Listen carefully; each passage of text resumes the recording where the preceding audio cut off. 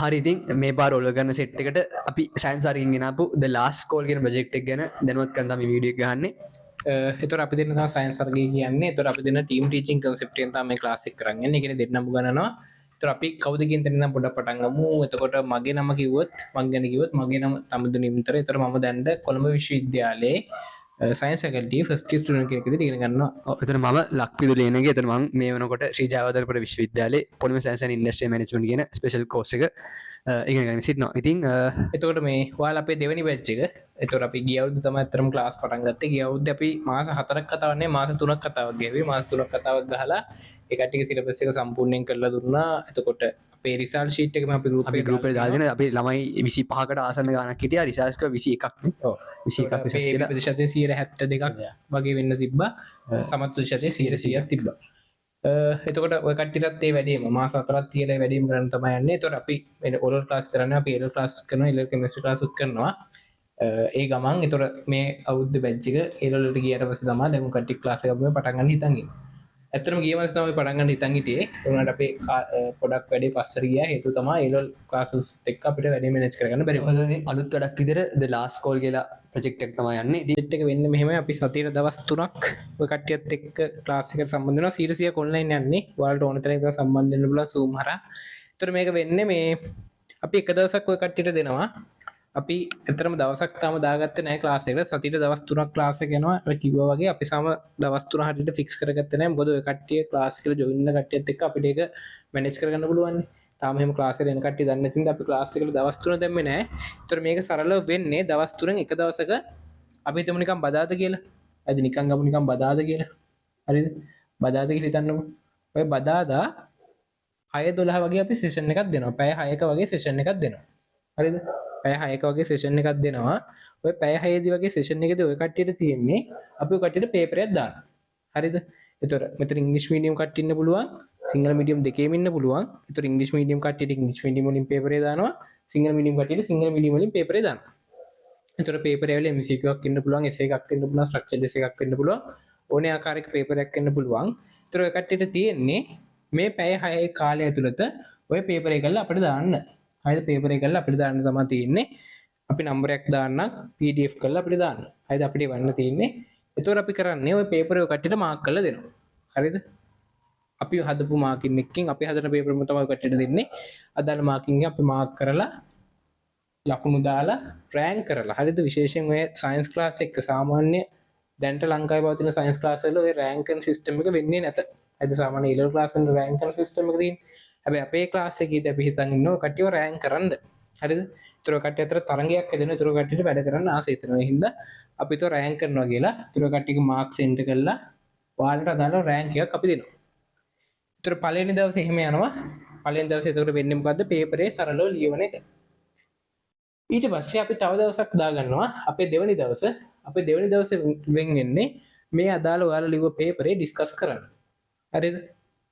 ඔයාලා මේ ලියුව පේපරේ ඩිස්කස් කරන්න තමයි අපි දෙවෙනි දවසේ දාගන්නේ.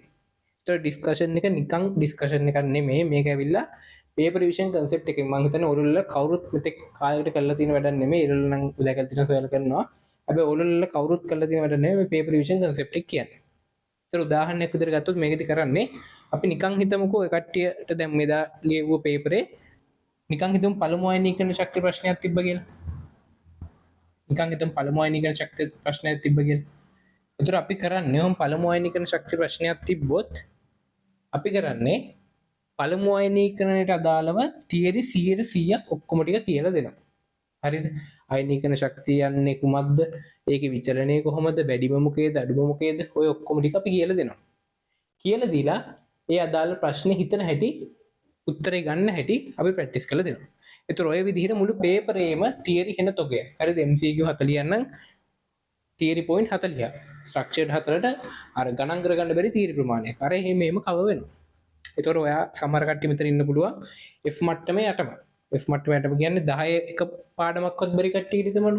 නිකන් හිතමු 10 පළවෙනි පොතේ එක පාඩමක්වත් බැහැ.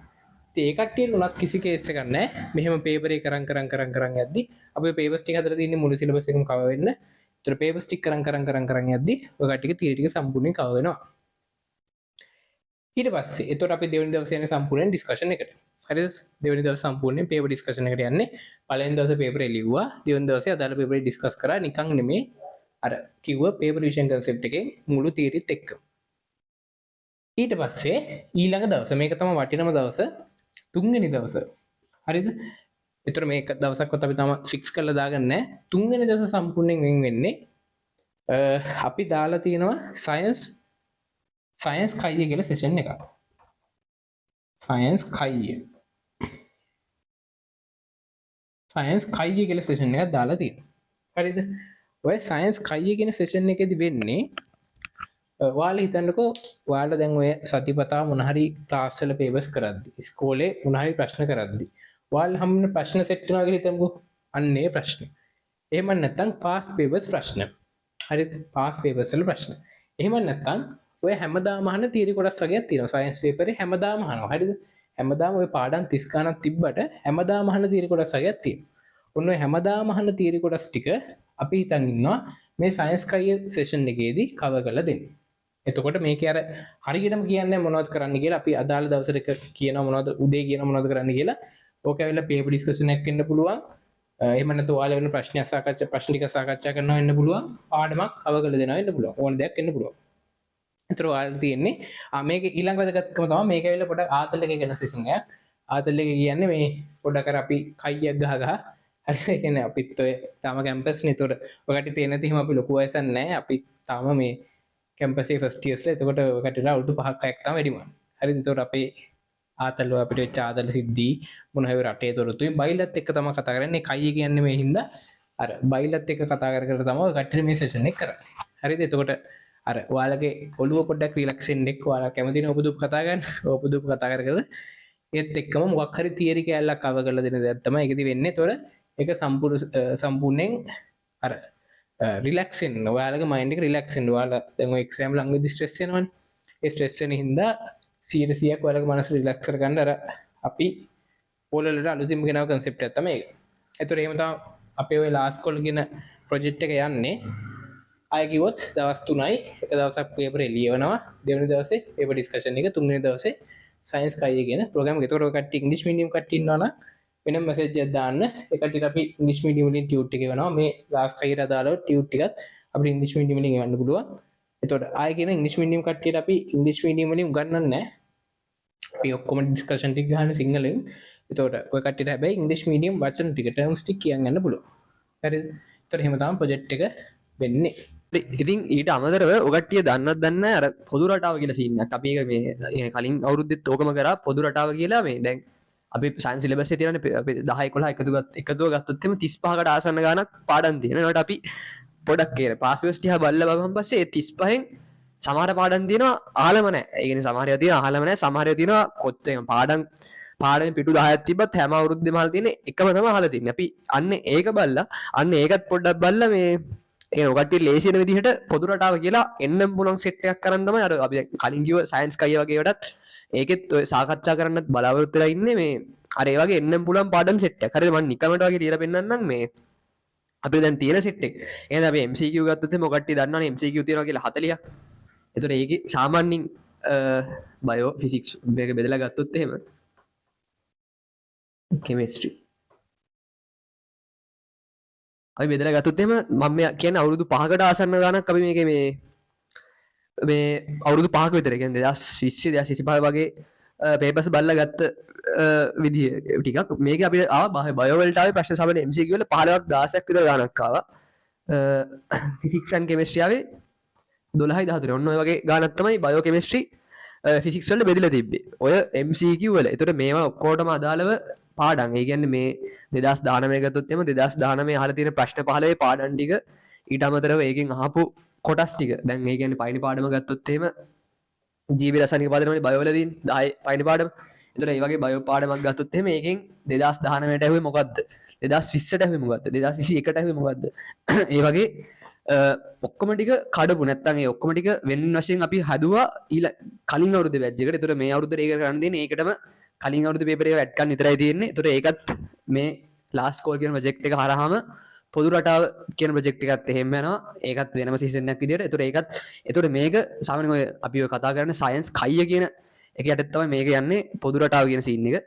එතකොට මම මේක මේ උදාහරණයක් ගත්තොත් එතකොට ආය අපි ගත්තොත් එහෙනම් දැන් ස්ට්‍රක්චර් පේපර් එක ගත්තොත් එහෙනම් මොකද්ද පයින් වේව් ප්‍රශ්නෙට තියෙන සාමාන්‍යයෙන් පයින් වේව් ප්‍රශ්නෙට දාන්නේ හදපු ප්‍රශ්නයක් ජෛව ගෝලය ආශ්‍රයෙන් තමයි දාන්නේ. ඕකෙන් දාන්නේ ග්‍රේඩ් 11 වල අන්තිම පාඩම. ඊට පස්සේ දෙවෙනි එකට එන්නේ අනිවාර්යෙන් ප්‍රභා සංශ්ලේෂණයත් එක්ක බයෝ කැලලක් තමයි එන්නේ. ප්‍රභා සංශ්ලේෂණයත් එක්ක බයෝ කැලලක්. බයෝ මං ලියන්නම් මේ පාඩම් ලියන්න නැතුව බයෝ කියලා ලියන්න. තුන්වෙනි එකට එන්නේ කෙලින්ම කෙමිස්ට්‍රි එකක්. එතකොට හතරට එන්නේ ෆිසික්ස් එකක්. එතකොට ගොඩක් වෙලාවට මේ ස්ට්‍රක්චර්ඩ් පේපර්ස් වල ගත්තොත් මෙන්න මේ ස්ට්‍රක්චර් තුන ගොඩක් වෙලාවට යන්නේ 10 වසරට බේස් කරලා තමයි යන්නේ. මේ ස්ට්‍රක්චර්ඩ් එසේ පේපර්. එතකොට ඒ එකේ පාඩය කියන්නේ දැන් අපි ගත්තොත් එහෙම හිතන්නකෝ මේ අපි ගත්ත කියලා තුන්වෙනි ප්‍රශ්නේ. එතකොට අපි තුන්වෙනි ප්‍රශ්නේ දානවා නම් ඒ තුන්වෙනි ප්‍රශ්න දාලා තියරි ටික ඔක්කොම මේ කවර් කරන මොකක් හරි පිළිවෙලක් තමයි කරන්නේ. ඒ කියන්නේ මේ වැඩේ වෙන්නේ සයන්ස් කයිය කියන එක යටතේ. තමයි මේ වැඩේ වෙන්නේ. එතකොට අපි පේපරේ වැඩේ වෙනම යනවා. එක දවසක් පේපරේ දානවා අනිත් දවසේ පේපර් ඩිස්කෂන් එක යනවා. ඒ කියන්නේ සම්පූර්ණ සිලබස් එක.